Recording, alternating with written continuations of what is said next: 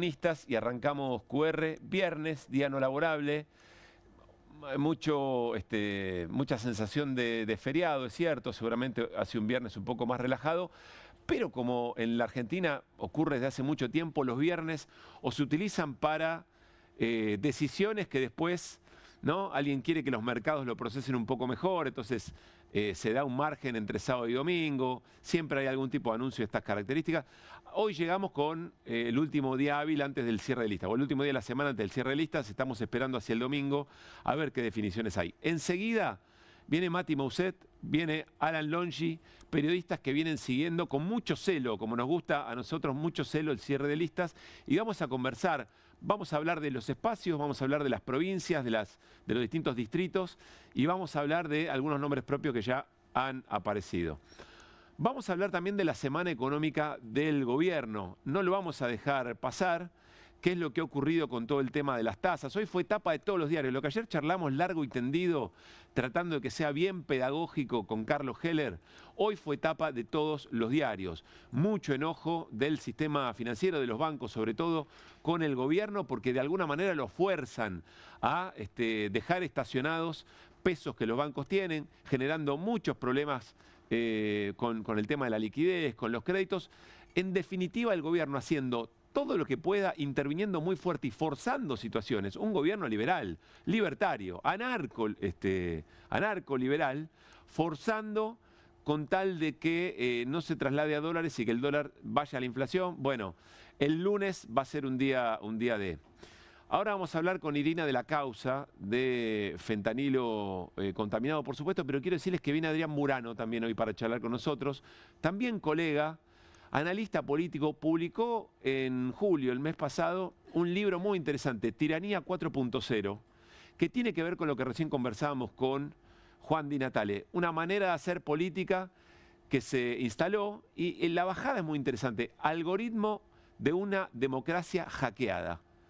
Muy interesante siempre escucharlo reflexionar a Adrián, que probablemente también tenga información sobre el cierre de listas. Bueno, a partir de la tragedia sanitaria más importante que recuerde la Argentina, corriendo por supuesto el tema pandemia, estamos hablando del fentanilo contaminado, 97 muertes que tienen que ser investigadas. Enseguida hablamos con Irina sobre cómo está la causa. Decíamos por estas horas el silencio atronador del ministro de Salud, Mario Lugones. Increíble que el ministro durante tanto tiempo, no empezó esta semana la causa, esto viene de hace por lo menos semanas, de mínimas semanas a meses diría. El ministro de Salud no dijo nada, absolutamente nada. Se llama Mario Lugones. Si la gran mayoría de la población lo ve por la calle no sabe que es el ministro de Salud, que es propietario de un sanatorio privado y que generó un enorme deterioro en el sistema público de salud, defendiendo, entre otras cosas, por ejemplo, los salarios de los médicos y de las médicas, de residentes, de todo el esquema sanitario. Y no habló hasta ahora. Y quiero que compartan con nosotros este tramo de lo que dijo e hizo Mario Lugones, ministro de Salud, cuando le preguntaron por el tema fentanilo contaminado. Miren. ¿Hay tranquilidad de que no hay otros laboratorios con otros García Furfaro? Nunca se hicieron tantas... Esto no tiene antecedentes, ministro, esta cantidad de muertos. No tiene antecedentes. No tiene antecedentes. No, coincido con vos, no tiene antecedentes y me pongo muy mal cuando hablo de esto, porque soy médico.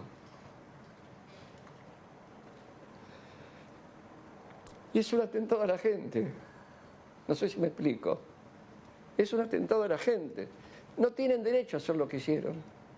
Es de mala gente hacer esto.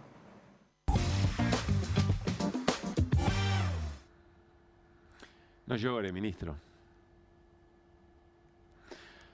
Nosotros le diríamos tantas cosas, pero le diríamos a la inversa, ministro, y se lo venimos diciendo, ministro, usted es médico.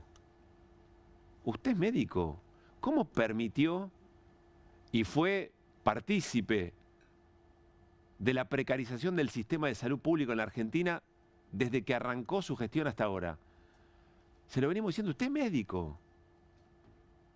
Y ahora que él lo dice, soy médico, Se lo volvemos a decir, porque usted es médico, con toda razón.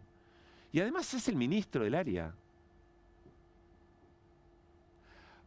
Para quienes tienen algunos años ya en esto de vivir en la Argentina y de ver llorar a ministros cuando deciden un ajuste y se enfrentan a sus consecuencias, por supuesto hay una imagen, hay una escena que se nos viene inmediatamente, que es la de Domingo Felipe Cavallo, ministro de Economía, en los primeros años de su gestión al frente del ministerio durante la presidencia de Carlos Saúl Menem con Norma Pla, recuerden. Yo me acuerdo cuando era un niño, él aportaba como aportó su esposo.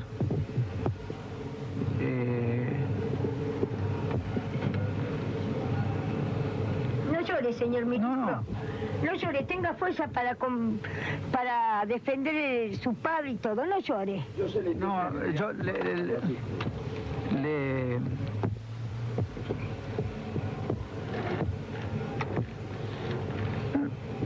Yo estoy emocionado. Sí, ya nos damos cuenta.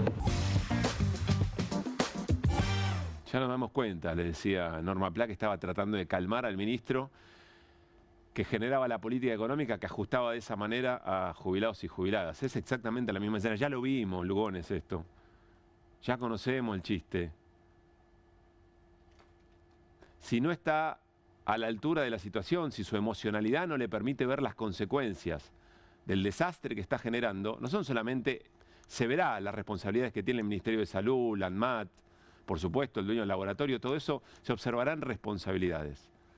Ahora, nadie puede darse por sorprendido, porque las consecuencias lógicas de la desregulación en general y de la precarización de un sistema de salud es que la gente muere y no tiene la atención que corresponde. Porque ¿cuánta diferencia hay respecto al fentanilo contaminado con generar el deterioro de las condiciones materiales y salariales del Hospital Garrahan y que cuando vayan pibes y pibas de todo el país a atenderse de manera urgente porque nadie le pudo dar una atención y no recibe la atención que se merece, sufren en su salud? O los pacientes con patologías oncológicas que no reciben los medicamentos a tiempo. Lo contaba, ayer lo decía Irina Hauser, hay causas sobre este tema. Le cortaron los medicamentos a personas que tienen problemas crónicos de salud y que terminaron falleciendo. Si usted no tiene la altura emocional para hacer frente a lo que está generando, a la crueldad que está generando, al dolor que genera, a las consecuencias del ajuste, no se lo digo yo, se lo dice la escena misma, tiene que renunciar, váyase. Después veremos las consecuencias de lo que hace y las responsabilidades. Pero otra vez la misma escena. Si algo le faltaba al gobierno de Milei para que lo ubiquemos correctamente en la comparación con el gobierno de Menem, era un ministro llorando por las consecuencias de su política. Lo único que faltaba.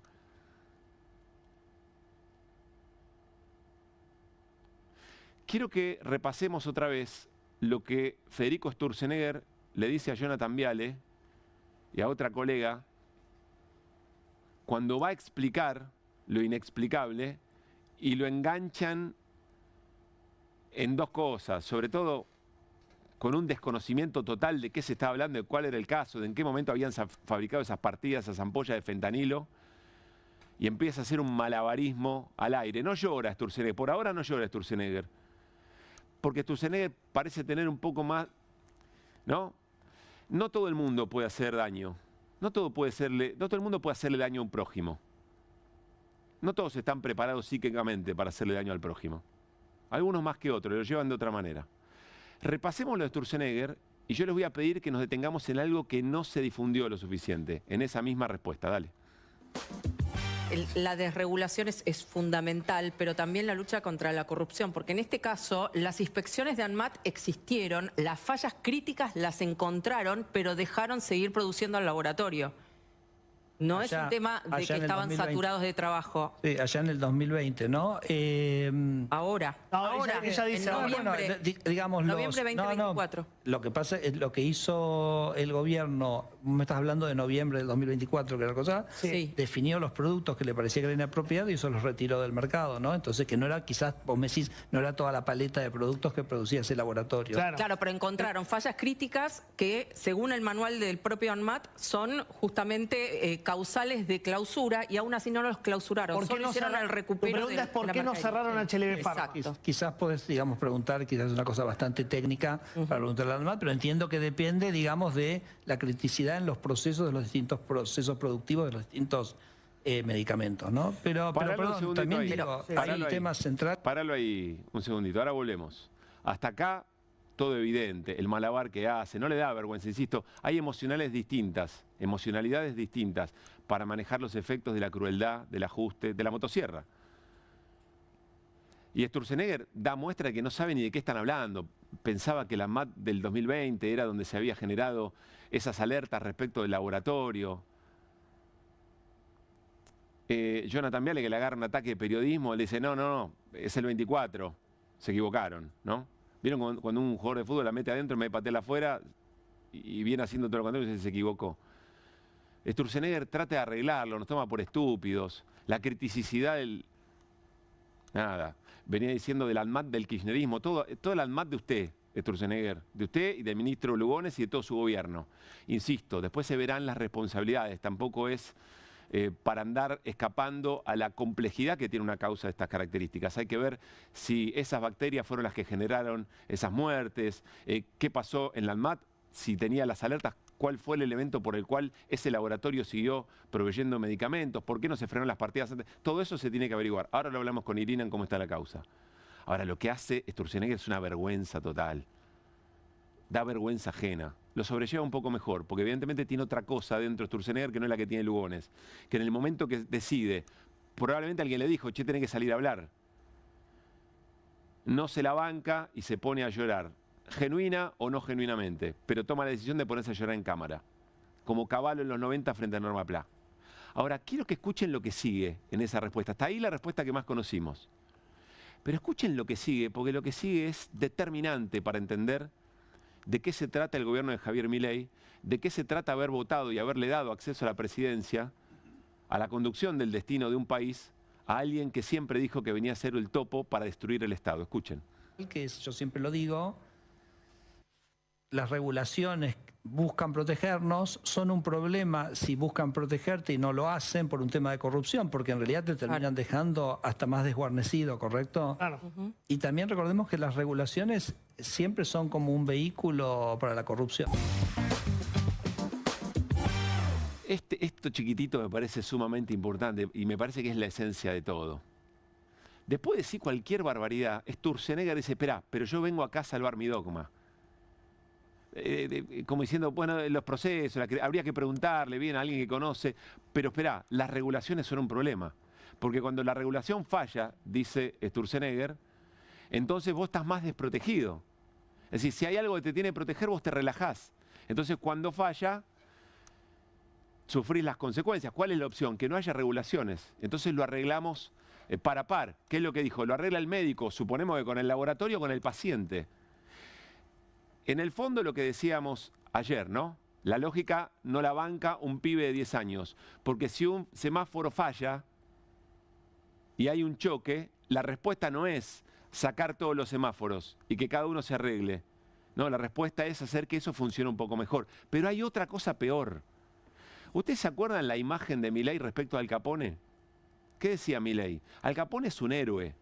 Al Capone es un héroe no solamente por no haber pagado impuestos, porque Al Capone violó la ley seca con el contrabando, la ley seca, la prohibición de la venta de alcohol, violó las regulaciones. Y es un héroe. ¿Cuál es el sentido del Estado poniendo una regulación respecto de la actividad de actividades económicas? Que el objetivo de ese intercambio no sea lo mercantil, no sea ganar plata. El objetivo es el bien común, el objetivo es el bien social. Trasladémoslo a la salud. Si hay un laboratorio y hay un empresario, un laboratorio privado, que no hace eso por filantropía, lo hace para ganar plata. Y está ganando plata con cosas muy sensibles. Por ejemplo, cómo respeta una regulación, que seguramente para respetar esa regulación tiene que invertir más. Si falla la regulación, la está fallando porque se está ahorrando algún mango, entonces tiene más ganancia. Entonces, en definitiva, cuando vos sacás la regulación, lo que manda no es el bien social, lo que manda es el apetito por la ganancia económica que tiene el que fabrica y quiere vender. Y probablemente del otro lado haya alguien haciendo un negocio, qué sé yo, en algún sanatorio privado también, en un ida y vuelta. Ahí es donde cobra un sentido esencial el Estado, para garantizar, por lo menos en las cosas más determinantes que hace a nuestra vida cotidiana, lo que rija es el bien común, el valor social de la salud, lo humano. Y que no prepondere lo económico, que no prepondere el negocio. Entonces, lo que está confesando Sturzenegger y lo que dicen a viva voz es cuando dicen el mercado regula, lo que están diciendo es el ánimo de hacer negocio, el ánimo de ganar plata es lo que no va a hacer una sociedad mejor. No. Y acá hay una prueba flagrante. Ojalá esto nos sirva y le sirva a la sociedad para identificar a qué se estaban refiriendo estos tipos cuando decía que eran topos del Estado para destruir el Estado, para sacar efectivamente las regulaciones, o cuando Milei dice que la justicia social es una aberración porque es un afano, porque es un choreo, porque es un delito. Se está refiriendo a, no tiene que ser el bien social lo que nos guía, lo que nos motoriza para organizarnos como sociedad, tiene que ser el ánimo de lucro. Bueno, en el ánimo de lucro hay piratas por todas partes. Al Capone era uno y Milei dice que es un héroe. Este es el problema, esto es lo de fondo. Después se verá, insisto, la causa, nadie repara las muertes. Veremos qué hacemos con los ministros que lloran o con los cínicos que dicen cualquier cosa. Entre paréntesis, ¿veremos algún día a Milei en un escritorio con una motosierra llorando por lo que le generó a la sociedad?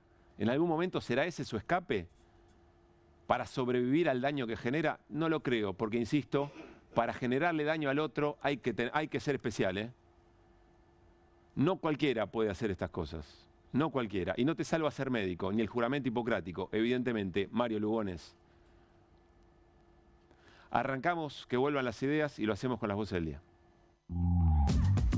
Me siento muy respaldada por muchos compañeros que siguen insistiendo con mi libertad. Casi del 40% del empleo registrado en la provincia es empleo público. Es un nido de parásitos. ¿Fue parecido?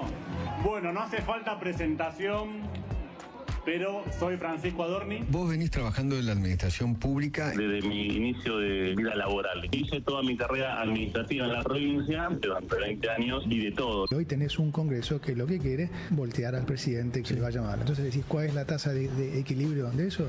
Bueno, la dirá el mercado. Es pagar una tasa que triplica la inflación esperada. Tiene consecuencias negativas sobre la economía real y obviamente anuncia que después de las elecciones algo tiene que cambiar. Ya han retirado los controles de todo lo que es cosmética. El nivel de contaminación va directamente a parar al consumidor, que es parte de lo que ha pasado con el tema del fentanil. Lo retiran al Estado y vemos las consecuencias de modo inmediato. Entonces vamos a ver el lunes cuántas de esas promesas a cambio de votos que durante todo el año hizo Milei se cumplieron y cuántas no, y en base a eso contaremos también diputados. Lo está diciendo Berti, lo han comprado para incluirlos en listas, lo compraron para mandarlos a embajadas. Cuando hablamos de esto es con dinero de todos los argentinos. Entrega sistemática de recursos del Estado para financiar jubilaciones de gente que no aportó. Y no vengas ahora con esta idea de que no aportó porque durante 35 años de su vida nunca tuvo un trabajo en blanco. Ama de casa no. ¿Quién te crió a vos? Mi madre, y trabajaba también. Pluriempleo, tareas de cuidado no remuneradas. O sea que sin red vial agrega costos logísticos para la producción. Genera más incidentes viales que cuestan vidas en las rutas de todas las provincias argentinas. Entonces, si en un año y medio la única respuesta que hay es decir el kirchnerismo, así no salimos nunca más para adelante. Tienen muy poco apoyo en nuestro país. Hay atletas de muy alto nivel. Me habían contado que está clasificada y que nos iban a ayudar desde el Estado para pagarnos el viaje. Y un mes antes de irnos dijeron que no había fondos, así que fue muy triste para mí. Acá voy a traer la frase de Malena Pichot: enojate, hermana. Bueno, hay que enojarse para romper zapatilla. Y tiene que ser claro con quién hay que enojarse. Porque quien está agrediendo todos los días a los jubilados, a las jubiladas, a los discapacitados, bueno, a todo el espectro, es Javier Milei. No hay plata, no hay historia, no hay nada. No tenemos nada con este gobierno. La casta éramos nosotros.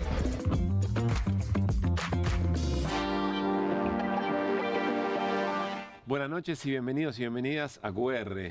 Que vuelvan las ideas, va un poquito más temprano. El pluriempleo es así, sepan disculpar. Hola Mariano Hamilton, ¿cómo estamos? ¿Qué haces, Pablo? Muy buenas noches, hola Iri. ¿Qué ¿Cómo tal? estás? Buenas ¿Todo bien? noches. Te queremos igual. Bueno, llegamos a Duro Omar. Acá estamos. Y podíamos así repasar, ¿no? Jugar con esto toda la noche, podemos hacer un montón. Igual somos nosotros los mismos, ¿eh? Sí, somos la misma persona. Sí, están en el lugar indicado. Bueno, enseguida nos metemos. Sí. En el mejor lugar. Muy bien. Y ahora lo digo, no es un chiste. Qué grande, Marian. Mirá que te estuve en lugares. Bueno, en ese sentido, y más allá de... creo que estamos en la casa indicada, pero en general en QR siempre la hemos pasado así, ¿no? Sí, totalmente. En algún punto. Es un cambio radical en mi vida, en mi calidad de vida. Bueno, no llores, ¿eh? No lloremos. No lloremos. No llore, Mariano. Qué bárbaro, qué fuerte, ¿no? Sí. Pero no, Lugones vivió a caballo. Lugones yo francamente no... Recién estábamos conversando con Alan Longi, con Mati Mauset, les doy la bienvenida más informal. Alan, Mati, ¿cómo andan? ¿Cómo va? ¿Todo bien? Pero Alan también, lo primero que se te viene cuando lo ves es, ¿no? Caballo y Norma Pla. No llore, señor ministro, claro. No llore, ministro. Sí, sí. Impresionante. El contexto de esa situación es interesante, es mucho más interesante, porque es días después lo encaran a Caballo a la salida del ministerio y le preguntan cuánta plata necesita para vivir. Sí. Dice 10.000 pesos. Y los jubilados cobran momento, 100. $10.000. Claro, $10.000 y los jubilados cobran 100. Entonces todos les saltan a ayudar. ¿Cómo 10.000? Bueno, no sé, mi mujer maneja la plata, trató de escapar. Sí. Y ahí es donde él tiene que recibir a Norma Pla y al resto de la... Claro, eso había sido antes. Claro, esto fue antes, fue la previa. O sea, lo interesante es eso. Cuando un tipo con el desparpajo que Caballo dice, usted hizo $10.000 para vivir. 10.000 pesos. Y si no me equivoco, alguien después le dice... Otro jubilado le dice, son lágrimas de cocodrilo, ¿no? Exactamente. Le cree nada. Bueno, nos vamos a ir metiendo de a poco en el cierre de lista. Vamos a hacer la misma aclaración que hicimos ayer. Todo lo que digamos ahora perfectamente puede cambiar el domingo. Por eso disfrutamos tanto este momento, ¿no? Debe ser de los pocos momentos en que no nos echan en cara que se publica o se dice algo que no era así. Porque muchas cosas, mucha de la información que seguramente Matías o Alan tienen, también es información que se larga al ruedo para después terminar negociando alguna que otra cosa. Hecha esa salvedad, son periodistas, Matías y Alan, que vienen siguiendo muy de cerca la cocina de la política y vamos a poder, si no los nombres, también tratar de identificar qué es lo que están leyendo en los espacios políticos para tomar eventualmente esas decisiones. ¿Cómo están? Muy bien. ¿Cómo lo están llevando? Bien, a unas horas nomás, porque estamos a poquitas horas. Sí, un cierre de lista raro porque es domingo. En general, viste que eran... Estamos acostumbrados al sábado a la noche. Era sábado 23:59, hoy esta vez pasó a domingo 23:59. Es más, en el cierre de la provincia de Buenos Aires, cuando se da lo del corte de luz y se pide la prórroga, creo que alguien dice, domingo no labura nadie, que olvídate, tiene que pasar al lunes. Claro, bueno, este domingo encima feriado.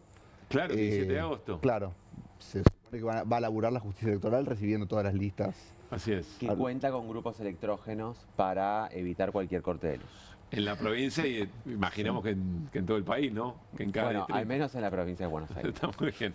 Buen dato. Bueno, vamos a ir por espacio político y por distrito, pero ¿tienen ya alguna lectura general de qué características tienen estas negociaciones y este cierre de listas de esta oportunidad, o les parece que más o menos es lo mismo en cada de lo que viene ocurriendo? Yo creo que primó una lógica que suele primar en elecciones legislativas, que es la distrital, que es que cada distrito se da su propia negociación más allá de que hay directivas nacionales.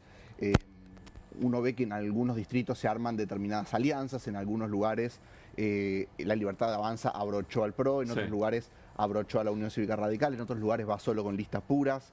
Es decir, esa idea que por lo menos venía llevando o venía expresando Javier Milei a principio de año de vamos a hacer en todo el país lo mismo, bueno, la realidad un poco lo vence en eso. Claro. Y para el peronismo pasa un poco lo mismo, que es, por ahí venía con un discurso de que esta elección tenía que servir para recuperar a los leales frente a aquellos que habían votado leyes a Milei. Y bueno, el contexto electoral te encuentra con que, por ejemplo, el kirchnerismo duro está aliado a Jaldo en Tucumán y va a llevar a Jaldo como candidato testimonial encabezando la lista de diputados. Entonces, creo que un poco primó la realidad por sobre lo que se venía hablando en la previa. ¿Coincidís, Alan? En parte también en algunas provincias primó esa lógica por la renovación del Senado, que en el caso del peronismo pone mucho en juego.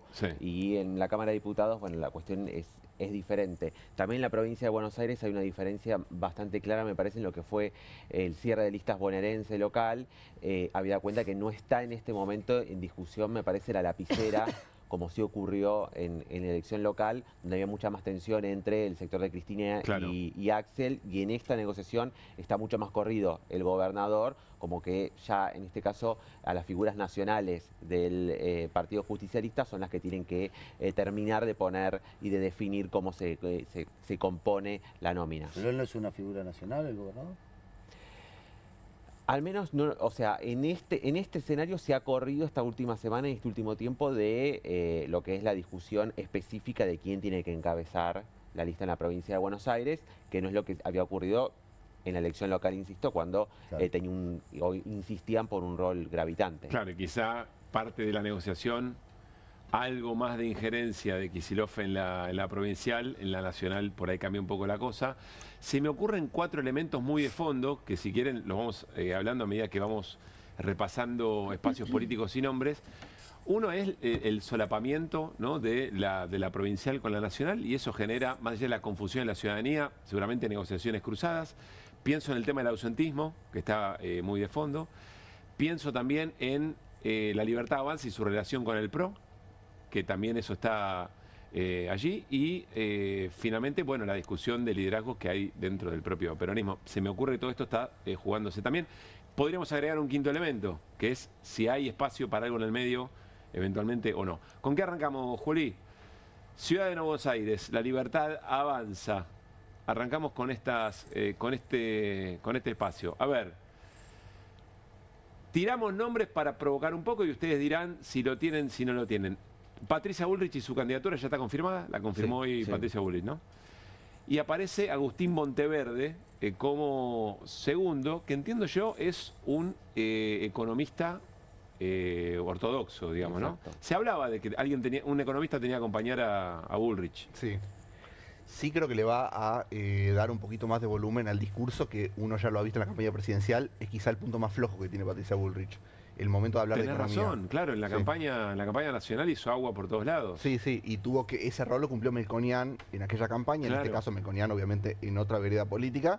Creo que un poco la idea del gobierno era esa, acompañarla con un economista que pueda salvarla de esos problemas. En algún momento había circulado la idea de que podía ser hasta Caputo el que la acompañara, ¿no? Y en este caso también la construcción que están haciendo en la Libertad Avanza de una figura que no es conocida dentro del ámbito electoral, y ponerla también a jugar a la cancha para construir algo hacia más adelante como una pequeña apuesta en construcción también de otros cuadros por fuera de los que están circulando hasta ahora. Sí, con Bullrich en la cabeza de lista, de todas maneras te arrastra un montón. ¿Destino de Bullrich será jefatura de gobierno en la Ciudad de Buenos Aires o será acompañarlo a Milei en un eventual intento de reelección? Eso es lo que eso es lo que tiene Bullrich en la cabeza. Bullrich teme que Pilar Ramírez y Karina Milei justamente en el tramo final le hagan pasar mal y la pateen hacia la vicepresidencia. Ella prefiere la Ciudad de Buenos Aires y Mauricio Macri también. ¿También prefiere a Bullrich? En la Ciudad de Buenos Aires que a un dirigente amarillo propio. Él cree que puede tener algún margen de negociación con Patricia Bullrich, que si, por ejemplo, Pilar Ramírez es jefa de gobierno, Macri no quiere un recambio con una figura que sea pura Libertad Avanza. Que no tenga algún resto exactamente, de lo que no pueda propio. Negociar una transición, teme auditorías. Hay una situación muy particular con la que está pensando Mauricio Macri en el mediano plazo. Probablemente con razón. Quizás sí. Sí, y en el caso de diputados me parece que es donde aparece más el misterio, que te diría que todos los espacios políticos, por lo menos que eligen senadores, han medio que relegado la discusión de diputados para las últimas horas del plazo, ¿no? Compartamos la placa y nos van diciendo, Alan y Matías, ¿Fargosi está confirmado? No, pero está bastante firme hasta ahora. Bueno, es un cruzadísimo Fargosi, ¿no? Sí. O sea, si alguien ha perdido las formas o no se ha quedado con ninguna, es Fargosi. Exactamente. Muy retuiteado por Milei. Pilar Ramírez aparece allí, es la referente de Karina Milei. Sí. Creo que son quizás dos que corren más con ventaja que los otros dos de la placa. Sí. Diego Recalde y Sabrina Ahmechet, que todavía tampoco queda claro su pertenencia partidaria, teniendo en cuenta que también viene del PRO, y que la Libertad Avanza ya ha relegado el PRO, por lo menos en los principales distritos, incluido en la Ciudad de Buenos Aires. Ahí tenés también lo que es el reparto y los acuerdos. Patricia Bullrich está reclamando 2 lugares en la lista de diputados, tal vez uno para Ahmechet si es que no le dan un lugar o algún cargo internacional, de carácter internacional. Y después también hay otros 2 lugares que le corresponden al PRO, pero con terminal en Mauricio Macri. Claro, Ahmechet no podría ser parte de la negociación de Macri. No. Quinto y sexto. Quinto los lugares para Macri en el distrito que gobierna. ¿Y se sabe ahí quién puede ir? Quinto de Andrés, que Fernando Andrés. es lo que aparrilla a Cristina, es de Andrés a Macri, digamos. Buena analogía. Está permanentemente con el expresidente, y después están buscando una mujer que intente ser una suerte de cara renovadora del PRO. Alguien joven o alguien nuevo dentro de lo que es también el esquema electoral del macrismo. Se busca, digamos. Sí. Ok. Sí. Pero me parece que el dato político es eso, el tema de los lugares. En el distrito que gobierna el PRO, ir quinto y sexto en una lista de unidad con un sector que más allá de ganar una elección hace poco en el distrito, es un sector que no gobierna, entonces hay como una especie, me parece que hay mucha sumisión ahí también. Bueno, más allá de ganar, es porque ganó. Claro. O sea, es la gran apuesta de la Libertad Avanza fue: juego todas mis cartas en la elección de la capital, y si gano, te disciplino y te someto. Y es lo que hicieron, sin ningún tipo de miramiento, además, ¿no? Como habitualmente hace la Libertad Avanza. Y casi sin resistencia, podríamos decir también, ¿no? Un par de pataleos, nada más. Bueno. Y después sí, le pertenezco. Sí, pero evidentemente por las posiciones no están en lugar de, o sea, no están en condiciones de reclamar. No, por las posiciones que le están dando en las listas. No, está el planteo que hace Vidal, digamos, ¿no? Pero bueno, eso Vidal es un planteo extraordinario. No voy a ir porque tengo valores, pero los voy a votar. Pero acompaño, pero acompañaré. ¿Qué estás planteando? Ayer escuché una reflexión en un canal colega con otros colegas sobre esta lista, si podemos solamente por última vez volver a poner. No es una lista, la de diputados me refiero, muy taquillera, ¿no? No pareciera por lo menos tener nombres muy fuertes para el público. Quizá para el núcleo duro libertario, algunas de estas figuras pueden sonar un poco más. Pero que tiene que votar es eventualmente la gente de a pie. Sí, uno imagina que la figura de Patricia Bullrich, si efectivamente está confirmada, va a arrastrar al resto. También es cierto que hay boleta única. Sí. Hay boleta única. Hay boleta única y no hay tramo de lista completa, que es lo que hay, por ejemplo, en boletas únicas como las de Córdoba, en donde vos directamente marcás lista completa y te olvidás y doblás y listo. Acá tenés que votar, es una marca por cada una de las categorías que tenés que votar. Tenés que marcar una vez para senadores y una vez para diputados. Con lo cual, votar a Patricia Bullrich no quiere decir que votás toda la lista de diputados tampoco. Votás a Patricia Bullrich y después, o sea, lo vas a encontrar a Fargosi, ponele, si se da esto. Después tenés que votar o el mismo casillero u otro. Sí. Acá me imagino que hay una confianza de color violeta. Claro. ¿No? Sí. Es ello. Bueno, ¿con qué seguimos, amigo? Provincia de Buenos Aires, Libertad Avanza. Esto es lo que suena, o algunas cosas ya están confirmadas. Estamos hablando ahora de diputados nacionales. José Luis Espert, confirmado, me imagino. Sí. ¿O dirán ustedes lo que está confirmado de esto? Te diría que está confirmado los impares, perdón. Los varones. Exactamente. Igual. O sea, Espert, Santilli, Florencia De Sensi, Pareja y Fino Chiaro. Sí. Pero Reinhardt hoy todo el mundo la daba como dos. Sí, hoy me parece que el caso de Reinhardt está fuerte. Sí, hoy Reinhardt estaba... ¿Cómo? Que hoy suena muy fuerte. Hoy está fuerte, sonó raro, ¿no? No. Ahora, yo te diría, hace 30 años estaba más fuerte. Hay una confirmación de una línea estética filosófica ya en los candidatos, en las candidatas a diputados que buscan la Libertad Avanza. Vos estás, a ver, ¿podemos volver a la placa? Mantengamos así, podemos. Está bien, lo decís por Karen Reinhardt y por lo que es hoy el bloque de diputados de la Libertad Avanza. Es una observación en la que no había reparado. Tenés elementos para sostenerlo, claro. En algún momento se decía que justamente querían revertir esa imagen, que lo que se había construido, lo que habían sido la constitución de los bloques, pensando también en Lourdes Arrieta, con todos los escándalos que se generaron y demás, era bueno decir, ahora vamos a buscar, ahora que somos una fuerza nacional, vamos a buscar otro perfil político para constituir la Cámara de Diputados. Está bien, y ahí lo la, que viene ahí la surgiendo es convocan, a Karen Reicher la convocan para esto, ¿no? Claro, Está por bien. eso termina siendo la misma línea que... Claro. Bueno, actualmente Perdón, que te interrumpí. No, y también es... actriz, conductora de televisión. Sí, y también sonaba para Corrientes una animadora que es ex de Ricardo Ford. Virginia Gallardo. La tenemos, creo que cuando lleguemos a Corrientes me parece que está. Karen Sebastián Pareja no está Karen confirmado. Reicher está en la televisión pública. Está en la televisión como pública. conductora, digo. En un programa que se llama Amores Perros. Después si hablamos de casta... Bueno. ¿no? Porque creo que tiene una vocación por la protección de animales, si no me equivoco. Por eso está mucho con Milei. Mariano vino hoy picante. Vamos a ir surfeando, por supuesto, los nombres propios.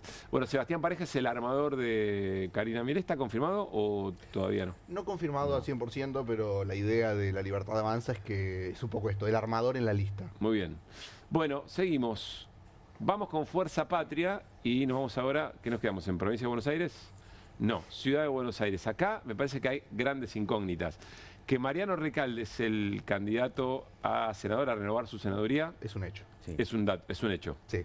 Bien, no se sabe quién va a ser la segunda. Y te diría que tiene la banca prácticamente asegurada, porque con la alianza entre La Libertad Avanza y el PRO va a ser segundo. Va a ser segundo. O sea, Mariano Recalde volverá a ser senador. Va a ser senador hasta el nacional, 2031. Que es el presidente además del Partido Justicialista. ¿Se sabe el 2? No se sabe el 2. ¿Se supone alguien? La 2. La 2 tiene que ser una mujer. Todavía ese nombre no está. No es un lugar entrable. Porque creo que es el resultado más claro que vamos a tener, el de la Ciudad de Buenos Aires, donde se sabe que la Alianza Libertad Avanza y PRO marchan, digamos, por lo menos a priori, como para salir primero y ganar 2 senadores. Y Fuerza Patria segundo. Y Fuerza Patria para salir segundo, un segundo lugar cómodo, porque no hay una fuerza, por lo menos, que se perfile para disputarle el segundo lugar. La producción puso a Victoria Montenegro porque sonaba fuerte, que fue una mujer que encabece, y Victoria Montenegro con muchas cartas, con muchas recomendaciones de gente de mucha línea política del gobierno. Te diría que quien más por ahí, no está confirmada, quien más tercia por Victoria Montenegro es Axel Kicillof. Sí. ¿Eso puede ser un problema para Victoria Montenegro? No sé, no, porque me parece que el foco de conflicto está en la provincia de Buenos Aires con Kicillof. Además es una mujer de Cristina. Sí, te diría Victoria. Que en la Ciudad de Buenos Aires aparecen algunos otros nombres. Está el nombre de Itai Hagman. En la ciudad. En la Ciudad de Buenos Aires, como posible cabeza de lista también. Es Grabois. Es de Grabois. Apareció durante todo este tiempo también, en algún momento con la idea de que encabece, en otros momentos creo que más actualmente, con la idea de que vaya tercero, la figura de Nicolás Trota, el exministro de Educación. Y en algún momento también estuvo ahí la figura de Filmus. Creo que va a terminar quedando entre esas figuras lo que va a ser. Bueno, Ofelia y Grabois no. El primer lugar, Ofelia Fernández, tengo entendido que no. Y también posiblemente con un lugar, no encabezando, pero con un lugar entrable, Lucía Cámpora. Bien. Ayer le preguntamos a Carlos Heller si está con convocación, y hasta donde tenemos están los nombres también. Acá quisimos poner cabeza de lista y nos parecía que era, que se estaba hablando fuerte de una mujer. Pero no hay nada confirmado. Esto es lo que más, por lo menos ahora, mucho hermetismo además también, ¿no? Muchísimo hermetismo y una alianza además que en la Ciudad de Buenos Aires incorpora aquellas listas paralelas que habían ido sueltas en la legislativa. Claro. ¿Y tiene que renovar? Perdón. ¿Y Itai Hagman tiene que renovar o tiene hasta el 27? Tiene que renovar. ¿Sí? Ahí nos agarra la duda. Bueno, ahí aparecen los nombres en la Ciudad de Buenos Aires. Nos vamos a la provincia de Buenos Aires con Fuerza Patria. Y acá lo que decidimos hacer frente al claritismo es decir, bueno, no está muy claro los nombres, pero quienes se tienen que poner de acuerdo, aquí están, estos son, digamos, ¿no? ¿Qué están viendo en la provincia de Buenos Aires? Bueno, veíamos un operativo Clamor que yo siempre quiero ponerlo entre paréntesis. Para mí cuando te claman dirigentes que obedecen a tu liderazgo político, no es clamor. Clamor es cuando te reclama el pueblo, no, digamos, cuando te reclaman aquellos a los que vos mandás, es más un lanzamiento tuyo. Bien. Pero hablaba de Máximo Kirchner. Sí, lo que te diría, me parece que si consideramos que el peronismo por lo menos tiene 3 patas fuertes, lo que veníamos viendo por lo menos en otras negociaciones, que es la Cámpora, el sector de Axel Kicillof y el Frente Renovador. te diría que hay 2 espacios que están medio corriéndose, por lo menos, de la rosca por el primer lugar, y hay un sector que está pidiendo la pelota. ¿Qué son quiénes? Que es el de Máximo Kirchner. Massa dejó en claro que no va a ser. Nunca nadie escuchó decir a Massa que no va a ser. No, digamos, no, pero se ha encargado de que circule eso. Bien. Y del sector de Kicillof, la postura es: no proponemos ni vetamos. O sea, ni propuesta ni veto. Para el primer lugar, obviamente después sí va a haber rosca para cómo se va componiendo la lista. El resto de la lista. Claro, porque allí también se renuevan 15 diputados. Sí. Y en este caso después tenés, está Pereira, por ejemplo, entonces los intendentes están reclamando mínimo un lugar para ese lugar que es para Julio Pereira, que no quiere renovar, según trascendió. Después hay lugares, hay diputados sindicales, está Palazzo, que se le vence el mandato, está Yasky, que se le vence el mandato, entonces ahí también está esa otra puja, y además hay que tener en cuenta a los que también en la provincia de Buenos Aires se han sumado, como Guillermo Moreno, que también hay que ver qué lugares se les da, si es que se les va a dar un lugar en la lista. Moreno decían que Moreno iba a estar en la lista. Sí, se hablaba un poco del 5º lugar, creo, en el caso de Guillermo Moreno. Sí. Gesto de... No. El VAR, pedimos el VAR. No, porque no, me parece incomprensible. Bueno, ¿incomprensible para Moreno ir ahí o incomprensible para el espacio ofrecerle el lugar? Para la Fuerza Patria ofrecerle ese lugar, sí, me parece... Bueno, están privilegiando la unidad, digamos, ¿no? Bueno, de todo el peronismo. ¿Volvemos a unidad para qué? No, volvemos a lo mismo de siempre. Sí. Bueno, hubo mucho estos días, mucho acto de dirigente peronista, tanto en la Ciudad de Buenos Aires como en la provincia de Buenos Aires, y sacando fotos en las que remarcaba que estaba Moreno, ¿no? Como si... Creo que para un sector del peronismo que se ha quedado un poco sin discurso en los últimos tiempos... ¿Cuánto sacó Moreno en la última elección? La última elección que participó él, 0,7. ¿Y cuánto sacó Grabois en la última elección que participó? 5 puntos. Bueno, debate. Nosotros lo pusimos ahí porque Grabois se construyó una posición amenazando con ir por afuera, evidentemente también genera de hecho, también, probablemente... si no es Juan Grabois como dirigente o es alguien del Frente Patria Grande, bueno, va a haber que sumar ese espacio a la lista, en este caso, cuando no renueva a alguien del Patria Grande. Porque ya tiene, bueno, Itaí en la ciudad, pero por fuera de ese territorio, aquí en la provincia, ya el bloque está constituido con Natalia Saracho y no es que se le vence el mandato. Claro. Entiendo que reservó... son 15 lugares donde hay que sumar mucha más gente también. Reservó Grabois el lugar de Patria Grande, creo que eligieron un color también, o sea, juega con la idea de que puede ir por afuera eventualmente si las cosas no se dan como él... No firmó la alianza. Como él espera, claro. Federico Achával sonaba también en algún momento, como intendente de Pilar. Sí, para encabezar. Achával, Mariel Fernández también de Moreno. No, Mariel Fernández de Moreno. Porque también Kicillof no está promoviendo, no va a vetar a nadie, pero el gabinete ahí están insistiendo y el Movimiento Derecho al Futuro están también pujando por un intendente. Sí. Hay un miedo, hay un temor, y ya pasamos, hay un temor que es que en las nacionales de octubre deje de traccionarse de abajo hacia arriba, como seguramente va a ocurrir en la elección legislativa provincial. Razón por la cual tendría sentido poner quizá a un intendente muy en lugares muy preponderantes para que eso también, no sé, eso también escuché que en algún momento se estaba discutiendo. Bueno, ¿qué más? ¿A dónde nos vamos, Juli?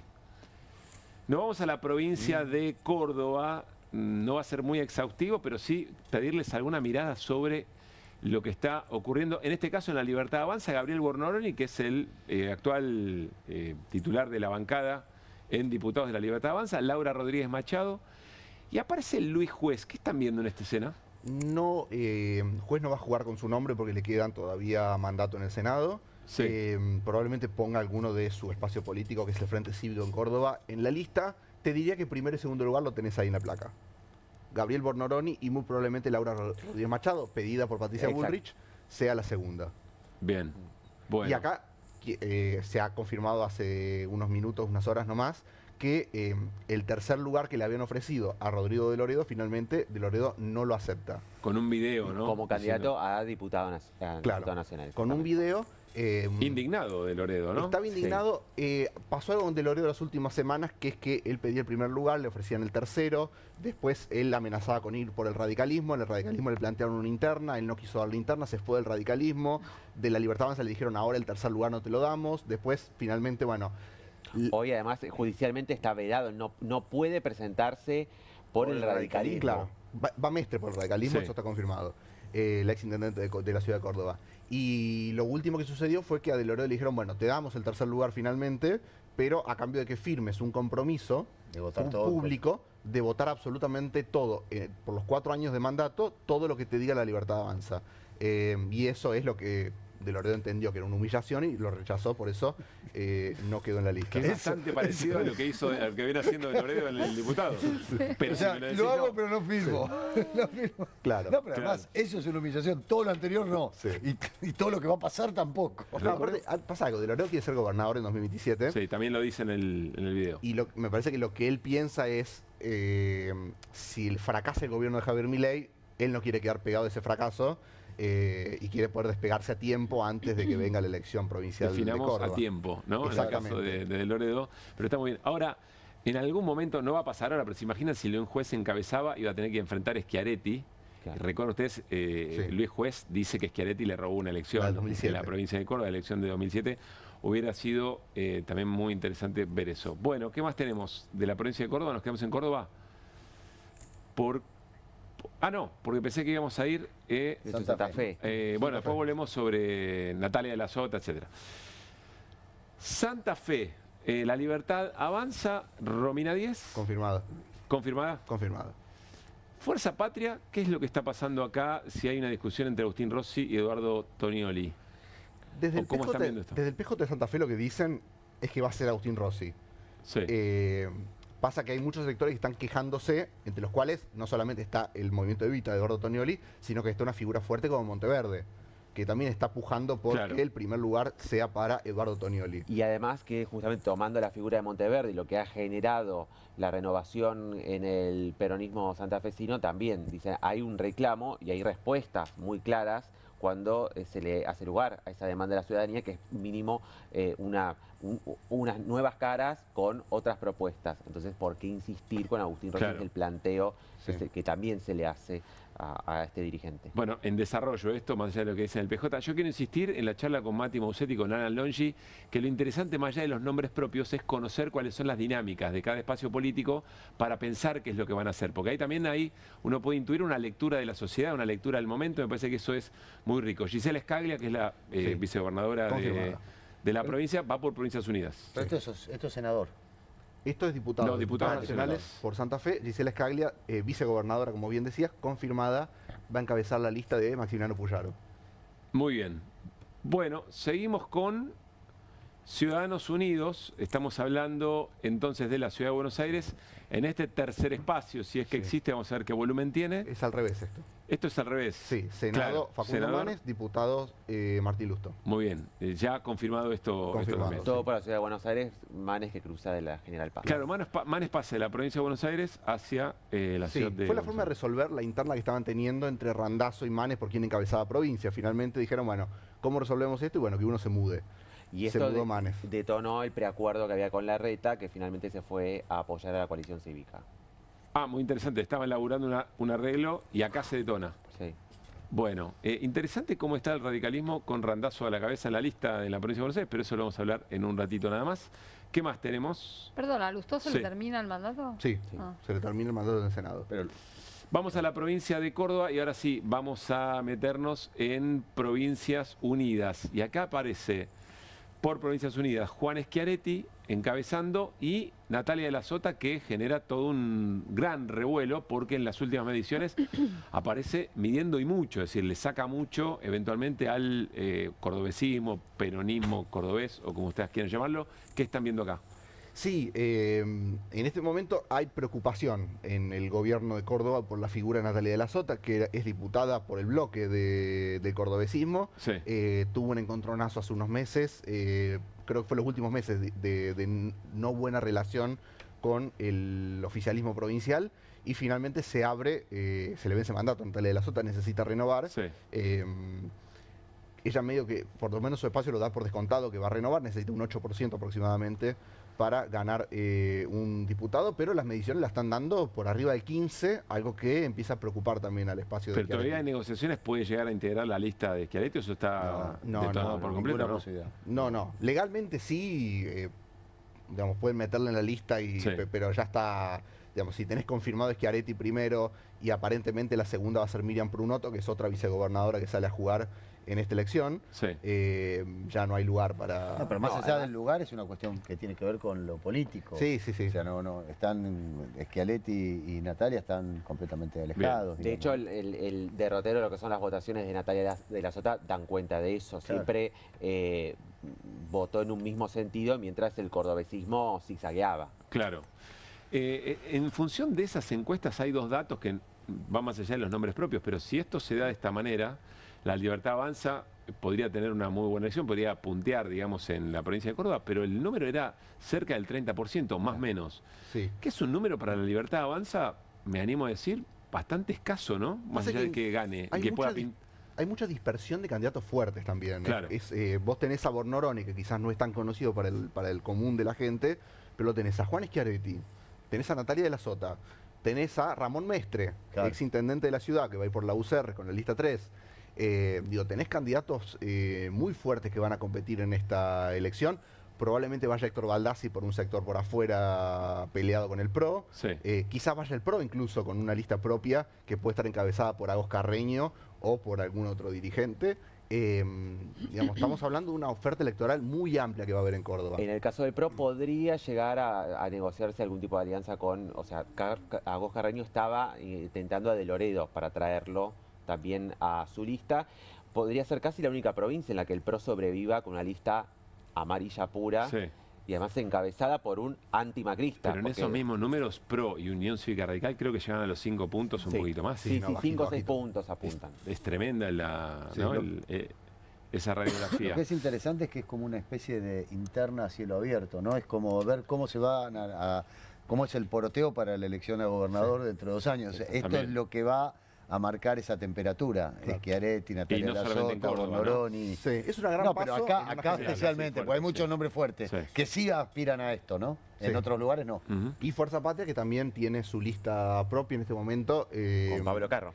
Sí, Pablo Carro todavía desde el sector de Grabois, que impulsan a Constanza San Pedro, no le reconocen a Carro como un confirmado primer lugar. Dicen que todavía eso está en negociación. Pero si no pasa, si no hay ninguna sorpresa, sería Pablo Carro el primero. Muy bien, bueno, y tenemos lo último por ahí, a Virginia Gallardo en Corrientes, pero ya lo dijo Alan específicamente hace un ratito no más. Bueno, algo que les haya quedado afuera que les parezca importante, pensando en audiencias que van de cara, herramientas para poder leer lo del domingo, lo que quieran. No, yo creo que, se perfila todo para una elección en la que van a competir 2 fuerzas, más allá de que vos preguntabas esto de cuál es el espacio para las terceras fuerzas. Bueno, creo que eso es una pregunta para hacerse en algunas provincias donde esas fuerzas gobiernan. Hay que ver la foto de los 5 gobernadores, que podría sumarse quizás un 6º gobernador, que sería Valdés, a esa foto. Pero más allá de eso, tenés una pelea de fondo en todas las provincias, que es la de la Libertad Avanza, con sometimientos en todas las provincias, porque, por ejemplo, hizo alianza con el gobierno de Mendoza, pero pone el primero de la Libertad Avanza, hizo alianza con el gobierno de Esdero, pero pone el primero de la Libertad Avanza. Se retobó Río Negro, ¿no? Sí. Bertilnec. Claro, que igual Bertilnec presentó su alianza como para ya tener esa herramienta para lo que va a ser el cierre de listas, pero una relación de sometimiento de todas, digamos, que impone la Libertad Avanza en todo el país, y Fuerza Patria, que se fue construyendo con un criterio no muy claro en cada uno de los distritos, de acuerdo a cómo se llevaban cada uno de los dirigentes. Bien. Alan. Porque también lo que se va a ver al día siguiente, mientras hay mucha discusión sobre qué va a pasar el 8 de septiembre con el mapa de la provincia de Buenos Aires, está claro que el 27 de octubre lo que se va a prestar atención es cuántas provincias tiene cada fuerza. Entonces, en la medida en que tengan representación y participación en la mayor cantidad de provincias, va a ser justamente la mayor probabilidad de mostrar ese mapa, si va a estar más celeste o más amarillo o más violeta, y después ver también, sobre todo, insisto yo, en el Senado hay mucha preocupación en el peronismo por todo lo que se pone en juego, son 15 bancas, y después es la composición de la Corte Suprema, la designación del procurador, de los defensores, es decir, hay toda una agenda que se va a poner muy fuerte, creen, en el Senado, y sobre todo si hay una muy buena elección de la Libertad Avanza. Siempre un placer leerlos y escucharlos. Gracias por haber venido, Matías y Alan. Y mucho éxito. Están son parte de la comunidad gelatina. Y están armando un fiestón, ¿no? En Argentinos Juniors se la juegan. En Argentinos Juniors, diciembre. el 19 de diciembre, ahí en el estadio Diego Armando Maradona. Bueno, vamos a invitar, llegado el momento. Entradas por Ticketek para que... Muy bien, la están rompiendo. Gracias por haber venido. No, muchas gracias a ustedes. Bueno, nos vamos a ir a la pausa. Enseguida viene Adrián Murano. Está presentando Tiranía 4.0, algoritmo de una democracia hackeada. Muy interesante su mirada. Vamos a hablar en general del gobierno de Milei, del momento, y también seguramente algo vamos a colar del cierre de listas. Vamos a repasar la semana económica del gobierno, muy fuerte, que tiene el lunes una pregunta muy importante respecto al tema de las tasas, la liquidez, el dólar, etcétera. Y repasamos también con Irina la causa fentanilo contaminado. Con Hamilton, una sorpresita tenemos para él después. Tanda y estamos. María es